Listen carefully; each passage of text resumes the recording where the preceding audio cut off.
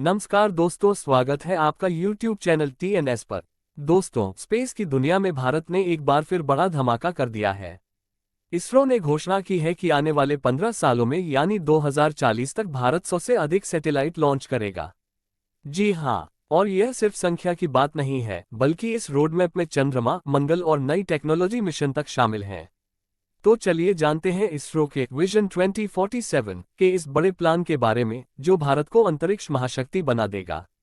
नई दिल्ली में आयोजित एक कार्यक्रम में इसरो के अहमदाबाद स्पेस एप्लीकेशन सेंटर के डायरेक्टर नीलेश देसाई ने बताया कि अगले 15 सालों में 100 से ज्यादा उपग्रह प्रक्षेपित किए जाएंगे। सुनकर ज्यादा लगता है, लेकिन दरअसल ये हर साल सिर्फ 7 से 8 मिशन होंगे, जिन्हें इसरो आसानी से अचीव कर सकता है। यानी आने वाले समय में भारत की सैटेलाइट कम्युनिकेशन, नेविगेशन और अर्थ ऑब्जर्वेशन की जरूरतें पूरी तरह देश के अपने सैटेलाइट से पूरी होंगी। रॉकेट क्यों है यह इतना बड़ा कदम? अब आप सोच रहे होंगे कि ये इतना खास क्यों है। दरअसल अभी तक भारत हर साल 5 से 6 लॉन्च करता आया है। सबसे ज्यादा 2016 में 9 लॉन्च हुए थे, लेकिन अब भारत गति दोगुनी कर रहा है।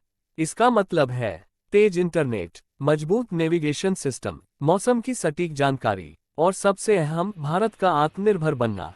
निजी कंपनियों की भूमिका। इसरो का यह मिशन सिर्फ सरकार का नहीं है, बल्कि इसमें निजी कंपनियों की भी बड़ी भूमिका है। आज भारत में करीब 350 से ज्यादा निजी स्पेस कंपनियां काम कर रही हैं। ये कंपनियां न सिर्फ एप्लीकेशन बल्कि हार्डवेयर मैन्युफैक्चरिंग में भी आगे बढ़ रही हैं। इसरो का मानना है कि अगर ये कंपनियां सफल हुई तो विजन 2047 को पूरा करना और भी आसान हो जाएगा। इसरो प्रमुख वी नारायणन ने साफ कहा है कि भारत को अंतरिक्ष क्षेत्र में तेजी से स्वदेशी बनना होगा। उदाहरण के लिए, हम संचार सैटेलाइट भेजते हैं, लेकिन कुछ पार्ट्स आज भी आयात किए जाते हैं। हमने नावक जैसी अपनी GPS प्रणाली बनाई है, लेकिन उसके लिए अभी भी एटॉमिक क्लॉक्स बाहर से लानी पड़ती हैं। अब इसरो ने इन एटॉमिक क्लॉक्स का भी स्वदेशीकरण शुरू कर दिया है। यानी आने वाले सालों में भारत का पूरा space programme made in India तकनीक से चलेगा।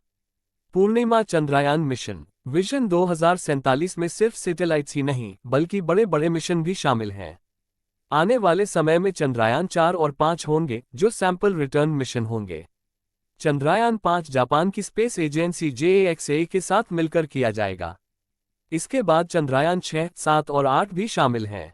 और सुनकर गर्व होगा कि 2040 तक भारत चंद्रमा पर मानव मिशन भेजने की तैयारी कर रहा है। यानी भारत का अपना moon crew mission, large circle Mangal mission. सिर्फ चांद ही नहीं, इसरो ने अपने रोडमैप में मंगल को भी शामिल किया है।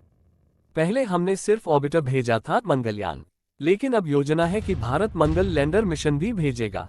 हालांकि इसकी डेट अभी तय नहीं हुई है, लेकिन यह निश्चित है कि यह भारत को एक नए स्तर पर ले जाएगा। पृथ्वी अर्थ ऑब्जर्वेशन और टेक मिशन।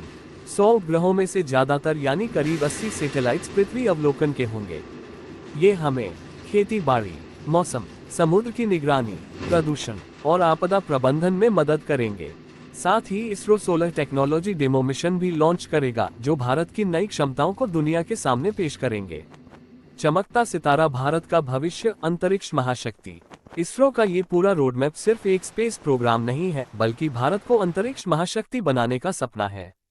जहां एक तरफ नासा और स्पेसएक्स जैसे नाम आगे बढ़ रहे हैं, वहीं भारत भी अपने दम पर 2047 तक एक नई ऊंचाई पर होगा।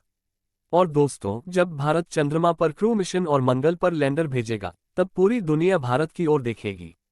दोस्तों, इसरो का विजन 2047 सिर्फ विज्ञान नहीं है, बल्कि नए भारत का सपना है। आपको क्या लगता है, चांद पर भारत का क्रू मिशन पहले होगा या मंगल लैंडर? अपनी राय कमेंट में जरूर बताइए। अगर आपको यह वीडियो अच्छा लगा तो लाइक और शेयर जरूर करें और चैनल को सब्सक्राइब करना न भूलें। फिर मिलते हैं अगले वीडियो में। जय हिंद।